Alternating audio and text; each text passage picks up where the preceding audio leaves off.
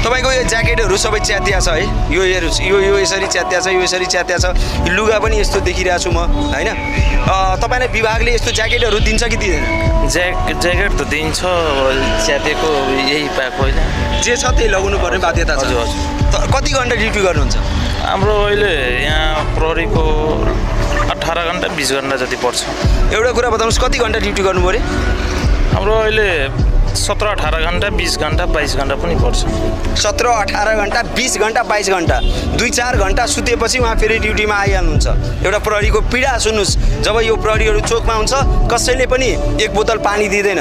यदि कसैले इनकेस ल दाजु धेरै घाम छ, धेरै गर्मी छ, ल एउटा रेडबुल दिनुहोस् भनेर दियो भने कसैले फोटो लिन्छ अनि देखाउँछ यो प्रहरी त घुसखोर हो, यसलाई कारवाही हुनुपर्छ। सजिलो छ नि प्रहरीलाई बदनाम गर्न, प्रहरीलाई टार्गेट गर्न धेरै सजिलो छ, किनभने अहोरात्र उहाँहरू समाजको फिल्डमा तपाईँ हाम्रो बिचमा बस्नुहुन्छ।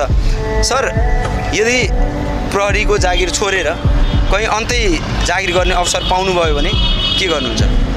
अब त्यस्तो 30 वर्ष हाम्रो छ यहाँ, कम्तीमा 20 वर्ष सेवा गर्नुपर्ने हुन्छ। अब त्यसपछि छोडे पनि बिजनेस गर्ने। छोडे 20 वर्ष पुगेपछि पेन्सन त कमसेकम आउँछ होइन? पेन्सन आउँछ।